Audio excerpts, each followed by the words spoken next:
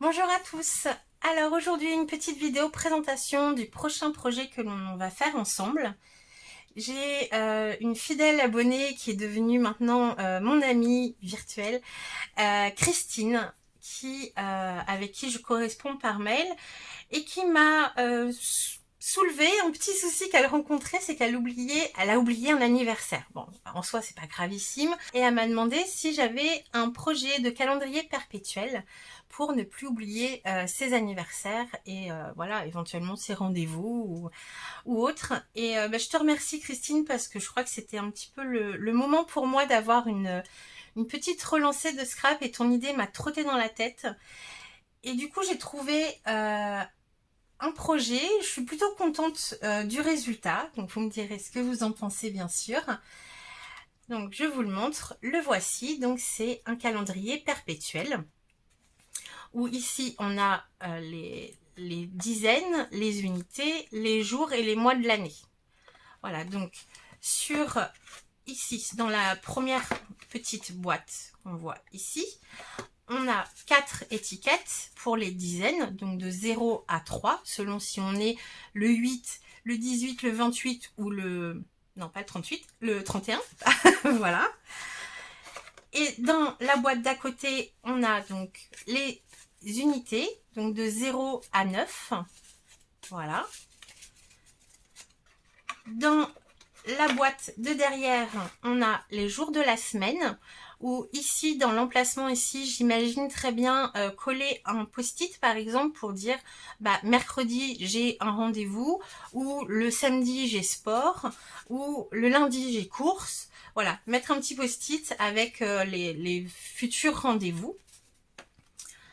Donc ici les jours, et le plus important, donc pour ne plus oublier les anniversaires, les tags pour les mois, où là j'ai vraiment voulu un espace suffisamment grand, et ici j'ai mis un papier à carreaux où on pourrait venir noter tous les anniversaires qui sont en juillet par exemple, en novembre, en mars, voilà. Donc là il y a les 12 étiquettes, enfin les 12 tags pour de janvier à décembre, voilà. Et donc le principe super simple.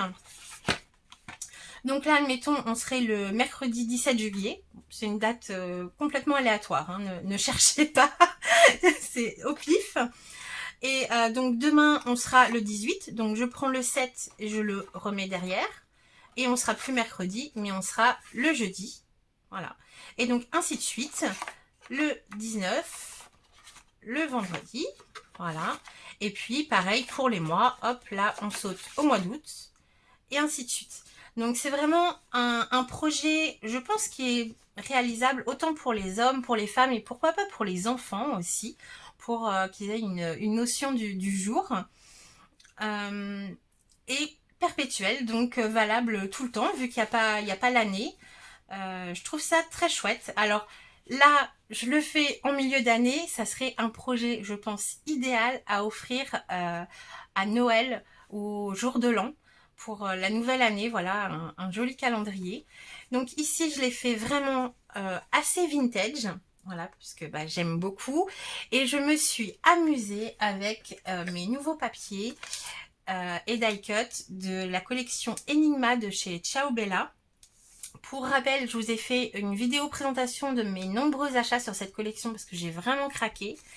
Et ce que je retiens, c'est que les die-cut sont top. Vraiment, je ne scrapais jamais avec des die-cut avant, et là maintenant je pense que je ne pourrai plus m'en passer. C'est vraiment devenu un hobby.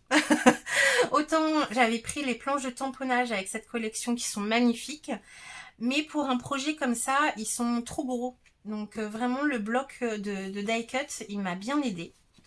Donc voilà, là je me suis amusée. Donc pour les jours de la semaine, il y a les chiffres, enfin les lettres et les chiffres à découper comme ça. Donc bon, ça m'a pris un petit peu de temps, mais j'ai tout découpé pour rassembler. Voilà, ici pour les mois, j'ai un tampon alphabet. Donc avec ma planche de précision, je suis venue placer toutes mes petites lettres pour tamponner les mois. Bon, rassurez-vous, j'en ai fait plusieurs en même temps, comme ça j'ai du rap pour le tuto. Et les chiffres ici, j'ai utilisé des die cut qui étaient avec ma petite machine de découpe. mais ça peut très bien être des tamponnages. Donc je vais vous dire tout de suite le matériel qu'il vous faudra parce qu'il ne faut vraiment pas grand chose. Le tuto, je pense qu'il sera accessible à tout le monde parce qu'il n'y a rien de difficile. Très peu de matériel, donc je vous le dis tout de suite. Il vous faudra 7 à 8 feuilles A4 unies. Donc moi ici j'ai utilisé du craft. Vous pouvez faire en base blanche ou noire, peu importe. Du papier déco. Alors, j'ai pas compté combien j'en avais utilisé. Il en faut un petit peu quand même si vous voulez décorer toutes vos cartes. Sachant qu'ici, j'ai triché. J'ai pris du papier à petits carreaux d'un cahier qui traînait. Voilà, c'est tout à fait possible. J'ai vieilli les bords et je trouve que ça fait tout à fait l'affaire. Surtout pour venir noter les anniversaires. Et il vous faudra donc soit des tampons, des die cuts, des étiquettes pour venir faire les chiffres, les jours et les mois.